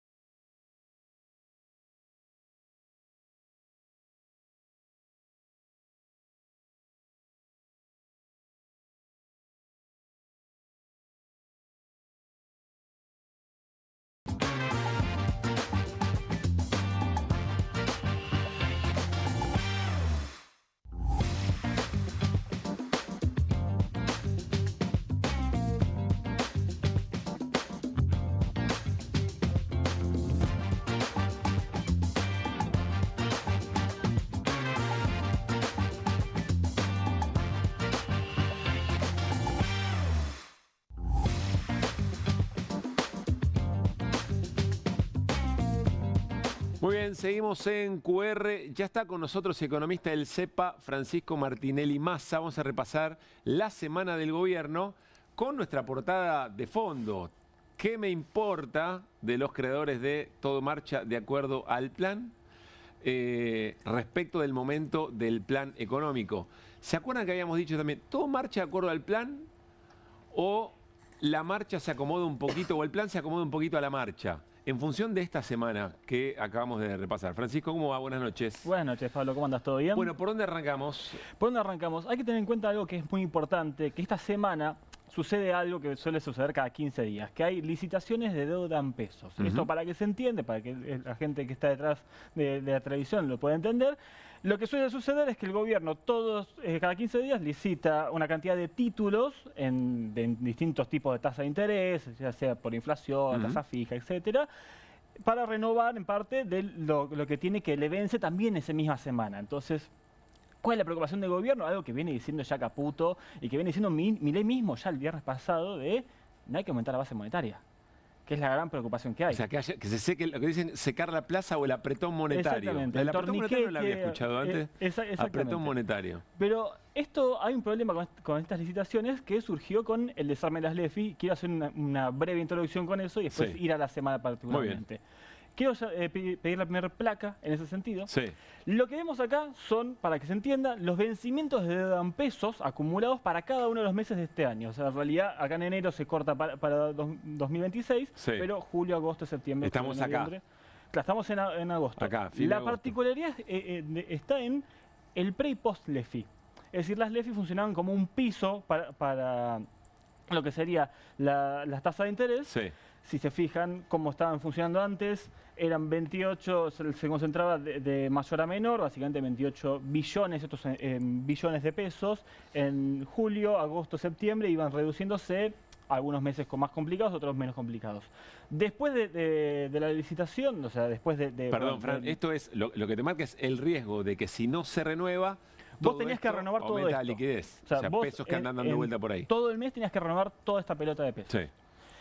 Como desarmaban las LEFI, lo que pasó a ser el instrumento de liquidez a las LECAP, ese instrumento que ya se habla un montón, lo que ocurre es, fíjense, que las barras azules más oscuras son bastante más elevadas. Estamos en agosto. O sea, el problema que tenías era lo convertiste en este problema. Lo convertiste en este. ¿Qué es lo que pasó esta semana? Y ahora sí pido la segunda placa. Ya viene. Ya viene. Lo que pasó esta semana. Generalmente el esquema es lunes, miércoles, viernes. Lunes se llama licitaciones, cuando el gobierno, el Ministerio de Economía dice, che, te voy a ofrecer estos títulos, y después se discute efectivamente en la licitación del miércoles, y el viernes se liquida, es decir, cuando entra en circulación, o sea, pagás la deuda que tenés que renovar, recibís los pesos si recibiste de más. Ahí quedan los pesos en la calle, los bancos o las entidades financieras reciben sus títulos. Pasa eso. Bien. Bueno, ¿qué ocurrió? El lunes, primera alerta amarilla, primer volantazo, yo lo llamé los volantazos financieros del gobierno, al menos para esta semana. Termina el llamado a licitación, o sea, muestran qué títulos van a hacer, y se queda preocupado el secretario Kirno y termina sacando un tuit diciendo que suma 3 títulos nuevos, es decir, por eso digo títulos de emergencia después del anuncio. Es decir, anuncian, se ven que no va a alcanzar. 3 títulos de emergencia. Esa es la escena, sale el anuncio, pasan 2 horas y aparece el posteo. ¿Qué pasó en esas 2 horas? Es la gran pregunta. ¿Quién llamó y dijo, che, esto no va a andar, no te lo compramos pero ni mamado? Y ahí aparece entonces el primer volantazo. El primer volantazo. El lunes. Segundo volantazo en realidad es martes a la noche, pero se efectiviza el miércoles. Ponen ventanas de liquidez. Es decir, algo que habían eliminado, que ahora lo vuelven a poner, que son ventanas de liquidez, pero suscribiendo títulos a más de 60 días. ¿Cuál es la particularidad? Los títulos de emergencia que estoy llamando son de más de 60 días. Entonces, bueno, te incentivo a tomar esos títulos. O sea, cada vez más incentivos para que efectivamente renueven la deuda. Claro, que tenían que renovar cerca de 15 billones de pesos. Sí. Pasa la licitación, solamente refinancian el 61%, es decir, quedan en circulación que van a entrar el lunes 6 billones de pesos, en realidad son 4 por porque ya lo que habían hecho a comienzos de mes era aumentar un poco lo que sería la cantidad de plata que tienen que inmovilizar los bancos. Son 2 billones de pesos lo que tienen que inmovilizar, entonces entrarían 4 de los 6 billones de pesos. Sin embargo, ¿qué sucede? Como se dan cuenta que van a entrar 4, que es un montón, bueno, nueva licitación fuera del cronograma. El lunes que viene, que es la gran pregunta que va a pasar en escasos 2 días, es, bueno, te hago una nueva licitación para que se efectivice al día siguiente y poder captar esos pesos. Pero de nuevo, como esto no ven que va a alcanzar, vamos a otro volantazo más. Es decir, esto es lo que pasó 1, 2, ayer. 3 y ayer, me voy a poner de este lado. Sí. Sería cuarto volantazo porque el resto en realidad está todo metido en la misma pelota. Que es, vuelven a aumentar, ¿viste? Que eso que te dije de depósitos inmovilizados de los bancos, bueno, lo vuelven a aumentar. Y no solamente los vuelven a aumentar, sino que lo cambian la medición de manera mensual a diaria. ¿Qué significa esto? Lo que suelen hacer es, lo aumentan porque vos tenés que hacer un promedio mensual.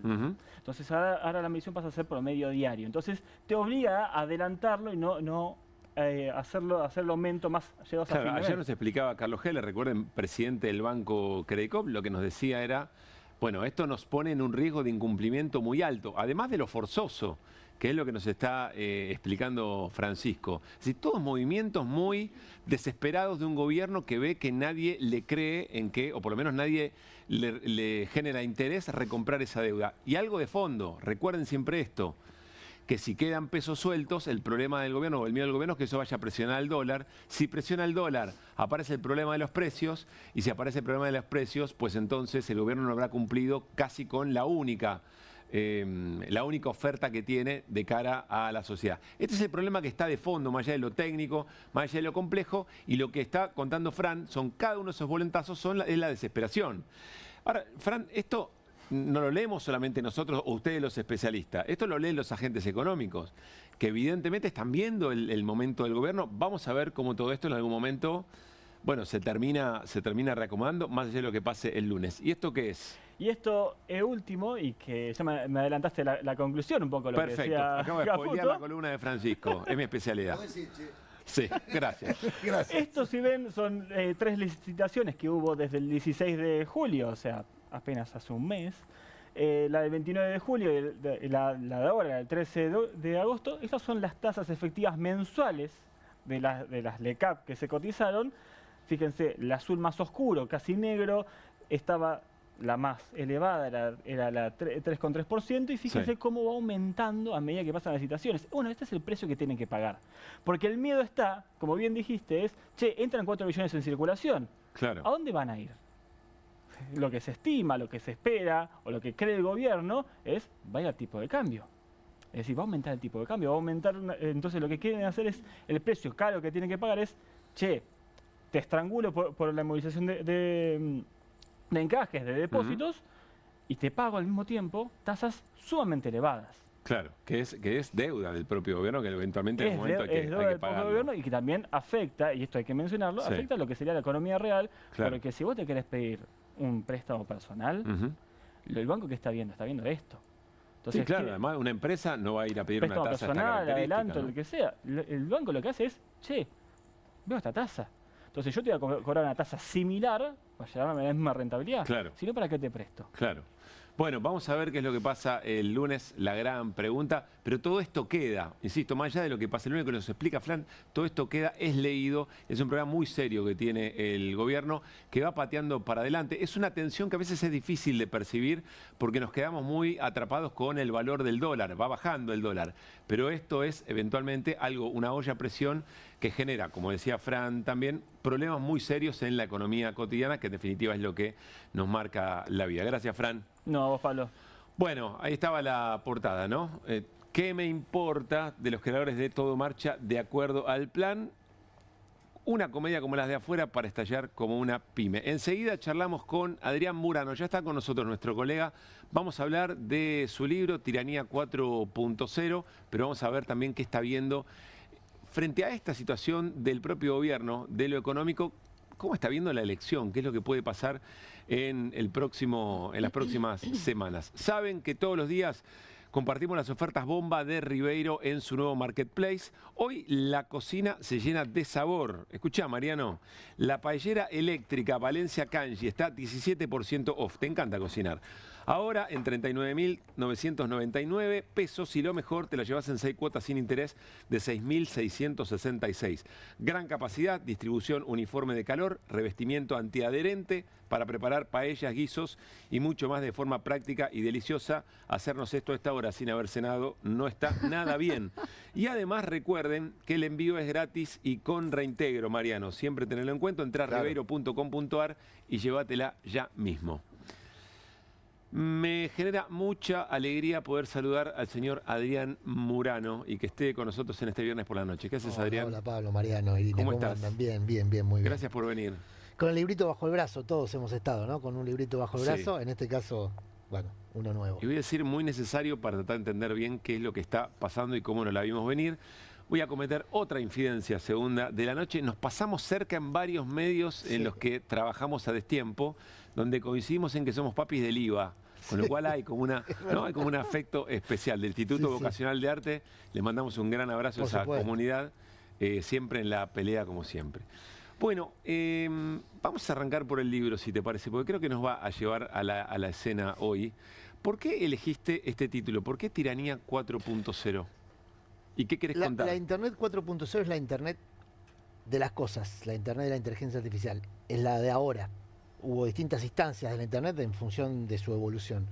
Y la tiranía 4.0 refiere a eso, a que es una tiranía de este tiempo, es una tiranía del algoritmo. El algoritmo entendido como método, no como una suma o un mecanismo matemático, sino como un método que en este caso aplicado a la política funciona como una forma de manipulación. Y ahí me detengo. El algoritmo de Milei tuvo distintas etapas como la Internet. Ahora está en una etapa distinta a la que lo vimos, por ejemplo, cuando estaba en los márgenes creando un personaje que lo volvió viral y a partir de esa viralización saltó a los medios tradicionales, por supuesto con mucho financiamiento detrás, naturalmente. Y el actual algoritmo es el algoritmo de un presidente que involucra la necesaria administración de intereses. ¿Sí? Un presidente tiene que administrar, un gobierno tiene que administrar intereses. Los intereses, se supone que los intereses colectivos. Bueno, en el caso de Milei, ahora está ante el desafío de tener que administrar los intereses de la élite que lo pusieron en el lugar en el que está. Con una novedad, el voto popular. Cosa que no había pasado nunca antes. Nunca antes un presidente con las ideas de Milei, que no son novedosas en lo absoluto, son ideas de una restauración conservadora en toda la línea, había llegado a la primera magistratura por el voto popular. Ni siquiera Macri. Porque Macri provenía de esa élite. No fue incubado por la élite, provenía de esa élite, era parte de esa élite que ya había gobernado otras veces en la Argentina. O con el voto limitado, el limitado de la generación del 80, el voto que puso a gobiernos de élite en el poder en la Argentina. Sí, hasta Irigoyen, digamos. O incluso Irigoyen. Pero en el caso de Milei, ni siquiera cumplía con esa característica de ser parte. Fue incubado por la élite. Y fue incubado por la élite, insisto, con este algoritmo que fue muy exitoso y que ahora es tanto un desafío de tener que administrar los intereses de la propia élite.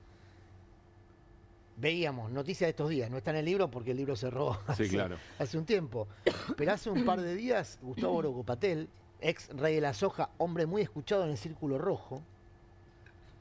El Círculo Rojo se habla entre sí, ¿no? Son las personas con poder que se hablan entre sí. Gustavo Orocopatel dijo, bueno, a Milei hay que ayudarlo a que termine el mandato y después hay que buscar alguno que nos guste. No se refería a las formas de Milei, se refería a la perspectiva, a esto que hablaban recién. Que saben que no es viable. Que no es viable, saben que Milei es un fusible. Estamos hablando del presidente, ¿eh? Un presidente fusible. Esta también es una novedad. Aquí vino a hacer el trabajo sucio. Claro, pero es una novedad porque un presidente, no estamos acostumbrados en un país presidencialista a un presidente fusible. El presidente tiene fusibles para sostener. Bueno, Mañeto había anticipado puesto menor. Puesto menor, claro, pero hasta acá ninguno cumplía de manera absoluta esa característica. Todos los que accedieron a la presidencia, incluido De la Rúa, yo que sé, que interrumpió su mandato. Dio pelea. Dio pelea. Claro. Una persona que llega a la presidencia es una persona muy singular, digamos, ¿no? Hay muchas personas que hacen política, muy pocos que acceden a ese lugar. O sea, son personas muy singulares. Sí.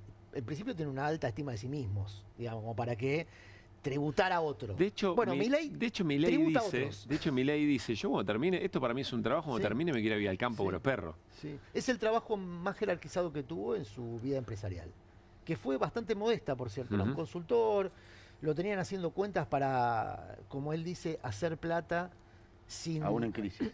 Aún en situación de crisis, reproducir dinero en algoritmos financieros. Milei es un producto del algoritmo, del método. Él es un producto. Su propia forma de abordar, incluso como econometrista, los problemas de la economía es a partir de un algoritmo. Por eso la palabra medio que surgió sola, lo de tiranía 4.0 lo expliqué porque tiene que ver con este tiempo. Y lo de la democracia hackeada, bueno, se entiende el juego de palabras. Me parece que estamos ante el principal desafío de la democracia después de la dictadura genocida. Sin duda. Bien. Porque el experimento Milei, de todos los experimentos de ultraderecha que hay en el mundo, y hay varios, es el más acabado, el más completo. Es el único que fue incubado por la élite para que haga el trabajo sucio, como dice Mariano, para que lo haga sin remordimiento, sin cara de conciencia. Ahora, es una característica de Milei, lo hace con crueldad, pero porque no tiene remordimiento. Yo no sé, pero yo creo que la mayoría de las personas que habitamos este país, que nos dimos cuenta que Milei llegaba para llevar adelante un cambio de paradigma. Evidentemente hay alguna gente que quería un cambio de paradigma, otros que no lo queríamos. Este cambio de paradigma, ¿para qué rumbo está yendo? Bueno, yo creo que Milei ahora, en función de este nuevo desafío que tiene en su algoritmo, que es tratar de administrar intereses de la propia incubadora que lo puso en el lugar en el que está, si es que tiene pretensiones de continuar en el cargo, y ahí yo le veo la tentación de querer continuar, ¿no?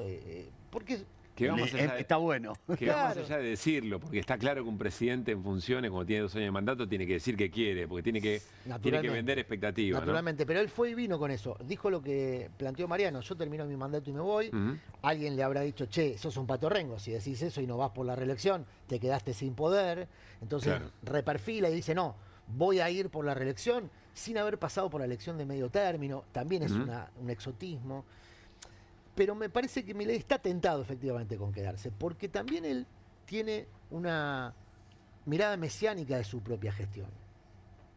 También es eso, en el algoritmo de Milei hay que incluir esa mirada mesiánica. Juan Luis González explica una y otra vez que no se puede entender a Milei sin esa parte. Extraordinario. Yo cito varios libros de los locales. La biografía de Juan Luis González y la biografía de Masi, de Karina, son extraordinarias cuando uno las reúne en sincronía, ve un dispositivo de poder exótico, muy exótico, donde se mezcla el mesianismo, la astrología, la necesidad de supervivencia de 2 chicos en un hogar donde había mucho maltrato, y entonces aprendieron a sobrevivir ayudándose entre sí, Karina protegiendo a Javier. Esos chicos crecieron, pero mantienen esos rasgos de protección, de supervivencia ante la adversidad más tremenda que puede tener un chico, que es la violencia de sus padres. Sí, claro. No hay situación de mayor desprotección que en tu propia casa sentir que tu principal amenaza es tu padre, tu madre, ¿no? Y todo eso pasó en el algoritmo biográfico de Milei. ¿Vos dirías que el libro es de diagnóstico? ¿O dirías que el libro es de reconocer la entraña del asunto y estás mirando qué hacia el final? Nació como una necesidad personal de explicarme el fenómeno. ¿A vos? Claro, todos nos preguntamos, che, ¿y esto cómo pasó? ¿Cómo llegó un tipo como Milei a ser presidente? Si lo conseguiste, contame el secreto. No, bueno. El libro. Claro, impresionante. Está en el libro. Buenísimo. Quiero que lo voy a leer porque es una intriga que no me la saco de encima. Te lo pregunto porque en este momento estamos diciendo, ¿no? Che, bueno, de diagnósticos vamos estando, necesitamos empezar a pensar. Bueno, hay una parte, digamos, el libro tiene 10 capítulos, la primera mitad sería la del diagnóstico. Ojo, que es un diagnóstico global, porque Milei no está solo en esto, claro. O sea, hay otros experimentos de las mismas características, están articulados, hay un cerebro detrás de... Quizá lo que más llama la atención cuando yo digo la palabra algoritmo, automáticamente pensamos en redes sociales, pensamos en la manipulación de sentido que se da a través de las redes sociales o de los sistemas de medios no convencionales, YouTube. Y eso está, y es algo que a mí me interesó mucho porque desde el campo popular todavía se ningunea esa potencia y eso a mí me parece que tiene el pronóstico de preocupación. Yo el otro día lo escuchaba a Axel Kicillof, una figura relevante del campo popular, gobernador de la provincia de Buenos Aires, está pulseando por ser referencia, representación, referirse a la política en redes como lo que pasa en el telefonito. No. Seguir ninguneando al telefonito es un problema, porque el telefonito es lo que... Mira, te voy a decir lo que me dijo Jofra de hace un tiempo atrás de Aceiteros. Tratando de explicarnos qué había pasado, ¿no? Y Jofra me dice, mira, yo fui a una asamblea, trabajadores aceiteros, suelen tener muy buenos salarios, pero no por generación espontánea. La luchan, hacen asambleas, hacen paros. Fui a una asamblea, había un paro, toda la planta estaba parada, los trabajadores, los compañeros estaban ahí, y yo estaba hablando y decía, ojo con mi ley, y esto y lo otro. Y yo veía que los mayoría de los compañeros estaban, mientras yo hablaba, miraban el teléfono. Y en el teléfono estaban viendo TikTok, y en TikTok aparecía mi ley. Y después hicimos encuestas en las empresas a ver cómo había salido mi ley. Y había ganado mi ley. En encuestas que estaban en la asamblea. En empresas donde los compañeros estaban en la asamblea. Y la información les llegó, la información manipulada, tergiversada, falseada, les llegó por el telefonito. Y después había todo un contexto de hastío, de hartazgo, de frustración. La tormenta perfecta. El contexto colaboró para que se busque una salida. Ahí tengo dos preguntas, Adrián, sobre eso. Primero, está claro que la política que vive y se transmite a través de estos dispositivos es una política muy acomodada, digamos, para determinados fines. Es decir, no es lo mismo. Hay debates que por acá son muy difíciles de dar, pero otras ideas muy rápidamente vehiculizadas tienen mucha mayor pregnancia. Entonces, ¿cómo haces para tenerlo en cuenta, no subestimarlo, pero tampoco reducir la política a lo que se puede hacer a través de las redes sociales o el teléfono? Yo cuento en el libro, en la segunda mitad, donde hago un intento propositivo, digamos, Cristina Schorra viaja enseguida. Las bases de la puja distributiva es muy difícil en... Sí, pero hay otro tipo de redes, que son redes, si se quiere, analógicas, que transitan también por las redes digitales. Te voy a dar un ejemplo. La CTA hace un año empezó a organizar cabildos abiertos. Probablemente muchos se estén enterando que existe, pero existe.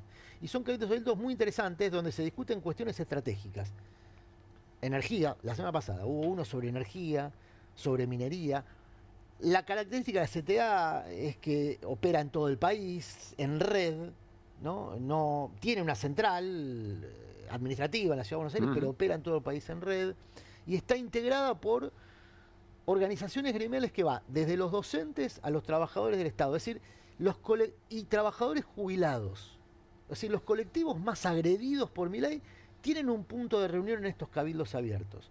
Primero, empezaron a reconocerse como colectivos agredidos. Y ahí hay un punto.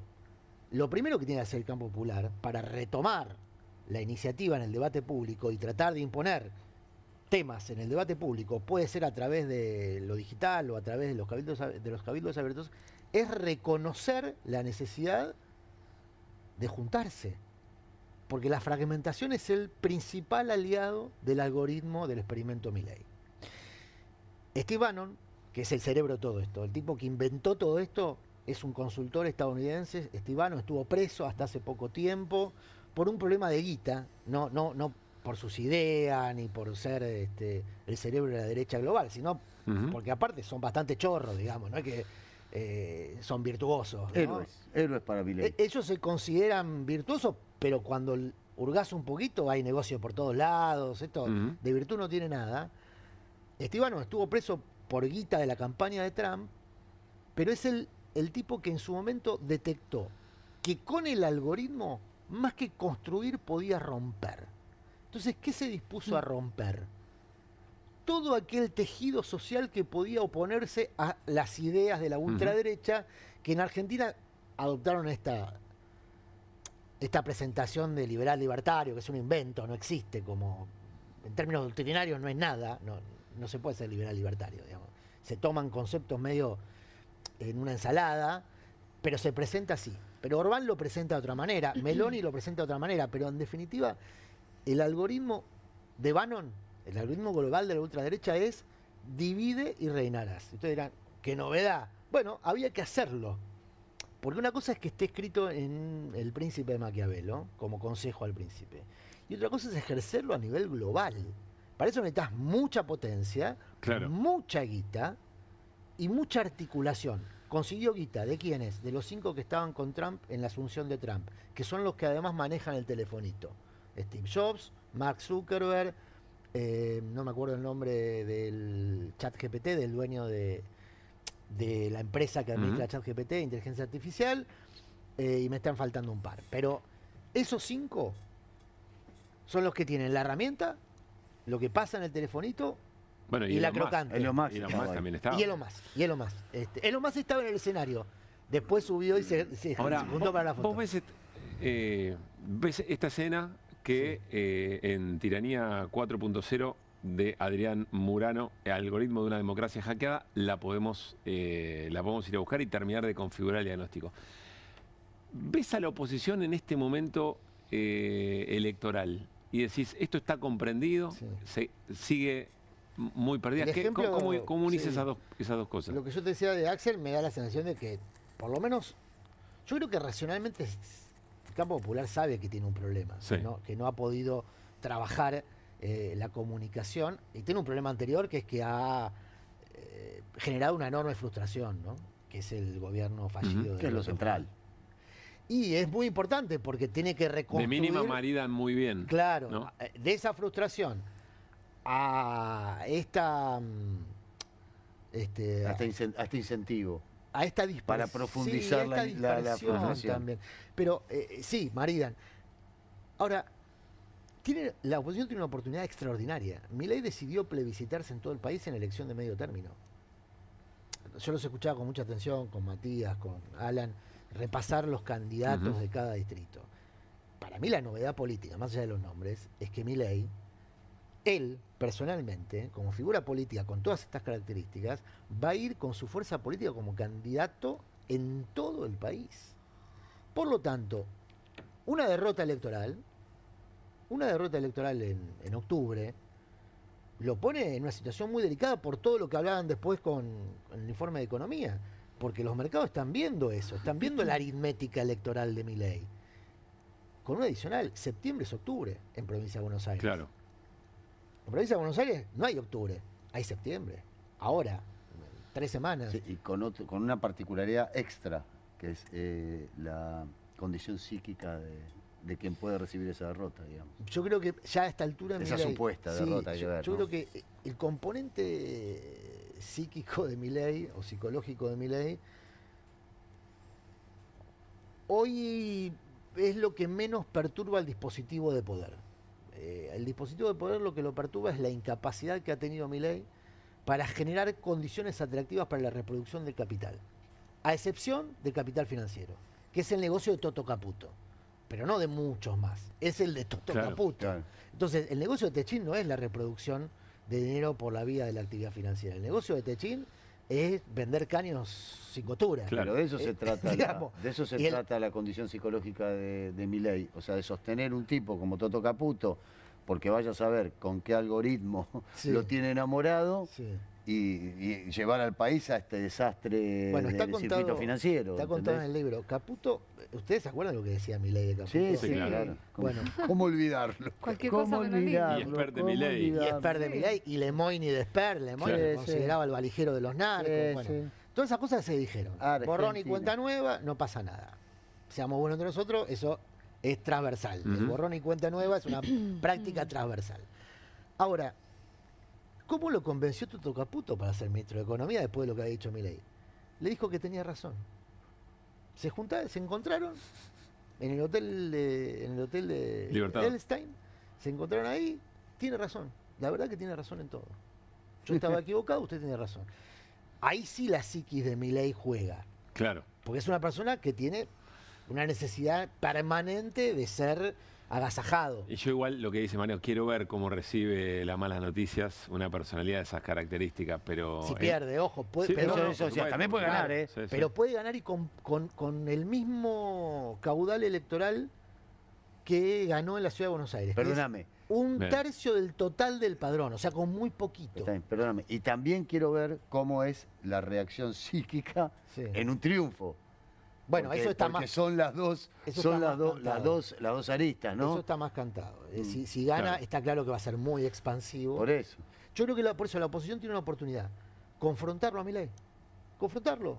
Decir que la elección de medio término, en septiembre en la provincia de Buenos Aires, octubre a nivel nacional, es una forma de ponerle un freno. Lo mismo que Milei dijo, se acaban los problemas en octubre, lo dijo en la cadena nacional. Claro. Es decir, che, si estás en contra de esto, y hay un 40% que según todas las encuestas, ¿no? Hay un 40% que consideran que es un mal programa de gobierno, que es un mal plan económico.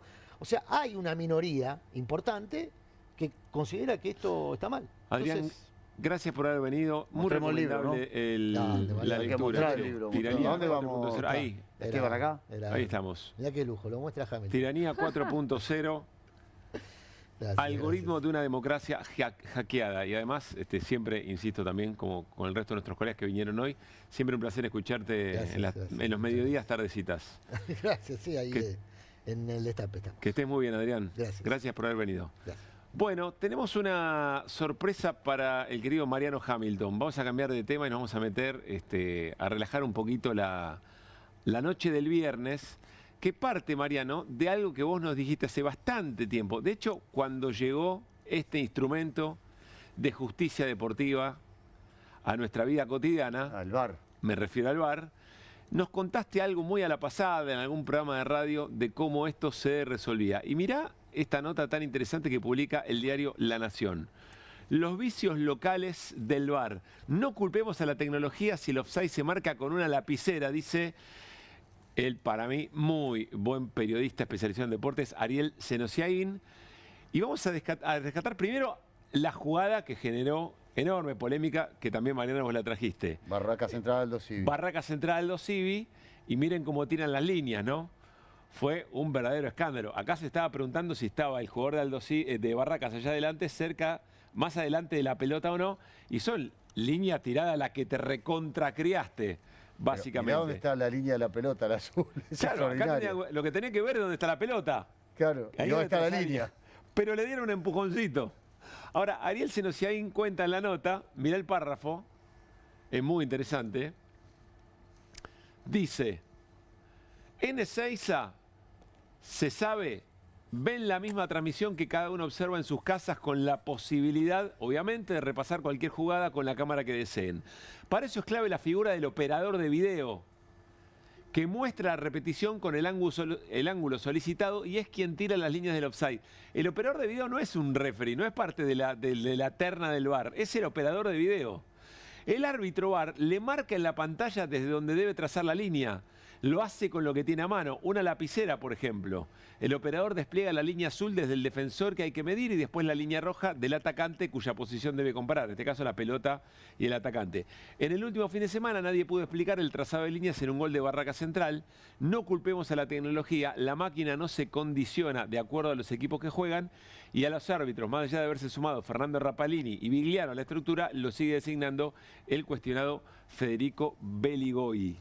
Cuando Mariano Hamilton allá hace tiempo nos dijo, che, mirá que la línea no son parte de la inteligencia artificial, son los mismos jueces, ahora es el operador de video el que la va trazando, para mí fue una sorpresa. Sí, lo hablamos en que vuelvan las ideas acaba.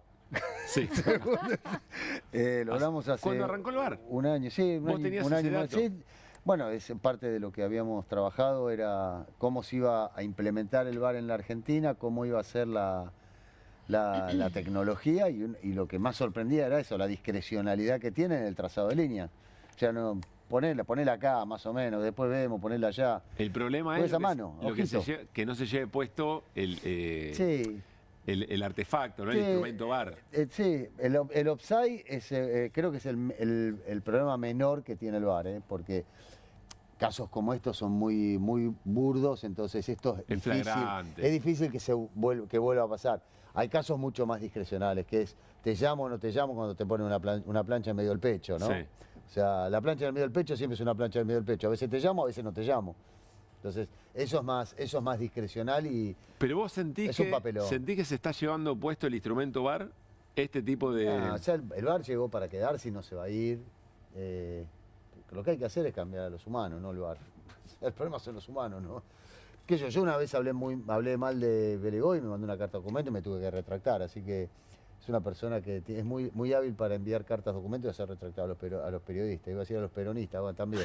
A los peronistas y a los periodistas, los dos. Así que, qué sé yo. ¿Qué voy a decir de Belegoy? No. Que es el que decide. No, es el que decide quiénes van al VAR, quiénes no van al VAR, quién arbitra, quién no arbitra. Es lo que decía ahí la nota de Ariel. Ariel, un amigo, por otra parte. Y Ariel decía con mucha claridad, se sumó Belegoy, se sumó Vigliano y Rapalini, pero hay que seguir tomando lo que evidentemente Ariel ve en riesgo. No va a pasar eso. Es el instrumento. No va a pasar la descalificación del instrumento. Fíjate la que coincidimos llegó para darle un poquito más de justicia. Sí. Hay cosas que no pasan como que en otras partes del mundo ocurre. Es que en otras partes del mundo ocurre. Hay como ciertos parámetros que están claros. Si es como ocurre en el fútbol americano. Si no hay una incontrastable imagen que modifique la decisión que se toma en campo, no se cambia la decisión en campo. Entonces, esto es lo central. O sea, si el lineman levanta la bandera y vos ves que es un offside de una uña, y el lineman levantó la bandera, das el offside. Si el lineman no levanta la bandera y hay un offside de una uña, y dejá la decisión del lineman. Claro. Más con este quilombo que es poner la niña ojito. ¿Dónde la ponemos? La figura que encuentra Ariel de la lapicera del árbitro en el monitor del operador de video, que es el que traza la línea, me parece elocuente. Bueno, nos vamos a ir a breve tanda y cuando volvemos hacemos un picadito de cosas que nos quedaron pendientes y estamos, dale. María es credinauta, Eduardo también, y Luis y Mercedes y Pablo son credinautas.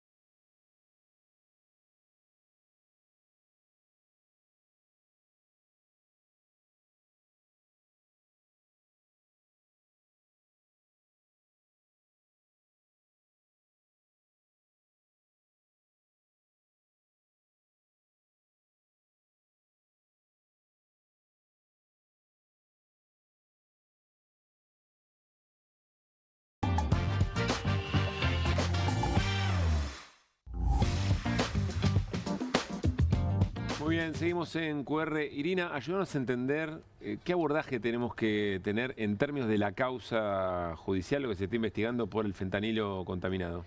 La causa judicial lo que está tratando de establecer es si las muertes que fueron denunciadas primero por el Hospital Italiano de La Plata y luego por, bueno, jurisdicciones que se fueron sumando, Rosario, por ejemplo, ¿no? Ahora hay dudas acerca de Córdoba. Denuncia también el Ministerio de Salud de la Nación, ¿no? Así por una generalidad. Pero lo que se trata de establecer es si los casos que fueron denunciados hasta ahora de muertes de personas que estaban en terapia intensiva y que de golpe tuvieron una enfermedad respiratoria, neumonía, la mayoría repentina que no tenía explicación, está relacionada con el hecho de que les hayan suministrado fentanilo. El fentanilo es una droga de diseño, es una droga con efectos muy parecidos a la morfina, por eso se la suministra a gente que está en terapia intensiva, es algo habitual. Entonces lo que se está tratando de determinar ahora judicialmente son varias cosas, pero primero es establecer si efectivamente la causa de estas muertes tuvo que ver con las bacterias que estaban con las bacterias que contenían las ampollas de fentanilo. De todas maneras, estamos afirmando, sí, las bacterias que contenían las ampollas de fentanilo, pero acá igual hay todo un proceso en el medio que justamente el juez Ernesto Kreplak está tratando de pasar en limpio y de dejar en claro con distintos tipos de peritajes, porque uno no puede decir al día de hoy existe certeza de que tal persona falleció por este efecto. ¿Hay altas sospechas? Sí, hay altas sospechas porque además las coincidencias son muy grandes. Entonces mandó a hacer, por un lado le pide un estudio al Malbrán sobre el proceso de producción de esta droga. Cada paso de la producción, cómo fue, entonces se trata de determinar todas las fallas en ese proceso de producción. Eso lo tiene que establecer el Malbrán y tiene que entrar un informe el 19 de agosto. Y tiene que va a haber un peritaje de la Corte Suprema, del cuerpo médico forense de la Corte, en realidad, que va a establecer una relación entre un muestreo de historias clínicas y justamente las conclusiones que saque el Malbrán. Ahora, con algunas conclusiones preliminares ya pueden ir avanzando en esto, pero esta especie de junta que va a hacer el cuerpo médico forense está prevista para el 25 de agosto, justamente para establecer esa relación. Y hay un estudio más que lo está haciendo la Universidad de La Plata, que tiene que ver también con las características de las bacterias. Es decir, no está todo dicho. Cuando el presidente Milei dice salgan a meter preso al dueño del laboratorio, lo que está haciendo, o sea, está jugando políticamente con este tema, tratando de pegarlo gratis, ¿no? Al kirchnerismo, ¿no? Con el nombre del... Lo que no quiere decir que el tipo no tenga ninguna responsabilidad sobre lo que pasó. No, es que posiblemente la tenga, pero también, digo porque hay documentos que muestran que la nota había advertido sobre irregularidades muy críticas respecto del laboratorio. Bueno, la pregunta que yo hago, hasta ahora están imputadas 24 personas que están vinculadas al laboratorio. Ariel García Fulfaro tiene prohibida la salida del país, tiene inhibidos todos sus bienes, no puede producir más su laboratorio, tiene prohibida la producción. Esto lo ordenó la ANMAT. Ahora, hay una cuestión también acá, un interrogante acerca de por qué se tomó tanto tiempo cuando había señales de que había problemas con medicamentos de este laboratorio, con drogas producidas por este laboratorio y llamados de atención, alertas desde noviembre del año pasado. Y las dos decisiones más relevantes para justamente prohibir el uso, la comercialización y la distribución y además inhibir la producción por parte del laboratorio de Fulfaro, tiene dos laboratorios, ¿no? Pero principalmente el de Ramallo. El de Ramallo. Esas fueron decisiones de ANMAT que se tomaron en el mes de mayo, pero ya desde noviembre del año pasado había algunas alertas, ¿no? Pregunté hoy, ¿hay imputado a alguien de ANMAT, por ejemplo? Bueno, por el momento no, pero no hay que poner una lupa ahí y evidentemente hay claro, algo... alguien tiene que contar por qué, frente a una denuncia tan grave, y que mismo en el propio análisis que se hace del laboratorio de Ramallo, señala la gravedad del asunto. Sí. ¿Por qué nadie activó, a partir de esas pautas de alarma, por qué nadie activó lo que tenía que pasar? Es interesante también lo que habías contado, lo que contaste vos sobre la trampa mortal de los gobiernos, ¿no? Bueno, eso es interesante. Claro, porque, bueno, fuera de aire, un poco la pregunta es ¿qué responsabilidad tienen los gobiernos locales, ¿no? Las provincias. Los que compraron esos medicamentos. Las provincias que compran, ¿no? Porque, a ver, estas drogas o los medicamentos de este laboratorio los adquieren por un lado, o sea, hay clínicas privadas que los tienen, pero también los adquieren administraciones provinciales. Y muchas. La provincia de Buenos Aires, porque acá también hay una crítica, se apunta al juez que por el parentesco con el ministro de Salud de la provincia de Buenos Aires, porque es el hermano. Pero el tema es el siguiente: es cierto que la provincia de Buenos Aires ha comprado a este laboratorio muchos medicamentos, cerca del 50% de los medicamentos que compran. Ahora, muchísimas otras provincias, creo que son cerca de 20, también han comprado, y algunas solamente le han comprado a este laboratorio. Y esta trampa mortal que señala Mariano es, ¿por qué le compran a ese laboratorio? Si ahora parece que no es confiable, ¿no? Bueno, las anomalías empezaron a ser señaladas en el mes de noviembre. Hasta ahora nunca había habido cuestionamientos. Sí. Es más, hablamos de la creación de la ANMAT en el año 92, y bueno, ya varios entrevistados en estos días nos decían, nunca hubo un problema de salud pública de esta magnitud, ni denuncias de esta magnitud. Esto está ocurriendo ahora. Este laboratorio lo que tiene es que es el que vende más barato, el que vendía más barato. Cuando vos haces una licitación, una condición es que si está todo ok con la calidad de los productos, le compres al que vende más barato. Si Almat te dice dale para adelante, compras el más barato. O sea, claro, y si no va a venir después alguien decirte, no, sos un corrupto. Te hacen una denuncia por corrupto. Pagaste sobreprecios, ¿no? Claro. Es una encerrona, Claro, efectivamente. es una trampa. Bueno, es una complejidad o pide una lectura compleja de algo que es muy difícil cuando tenés 97 personas muertas por este tema. Por supuesto. Y en medio de una campaña electoral y con señalamientos de estas características. Bueno, y el presidente tratando de meterse en la causa judicial, que es muy delicada, que digamos que merece además muchos cuidados y que está en el tránsito de todos estos estudios que yo te estoy contando, ¿no? Claro. Que Bien. explica de alguna manera por qué hasta ahora no hubo un indagatoria. Bueno, se van a empezar a conocer algunos estudios la semana que viene por lo que contás y veremos cómo sigue todo. Por lo pronto hoy el ministro de Salud lloró. Le hicieron una pregunta sobre el tema y el ministro de Salud lloró. No llore, ministro, fue en nuestra apertura del programa de hoy. La seguimos la semana que viene, Iri. Sí, claro. Abrazo, Marian. Chau, hasta el lunes. Tengan buen fin de semana. Veremos qué lunes tendremos después del cierre de listas, después de que veamos qué pasa con la liquidez, con los bonos, con las tasas. Argentina, Siempre decía que llovió, Mariano. siempre que llovió paró. Nos reencontramos el próximo lunes. Pasen buen fin de semana.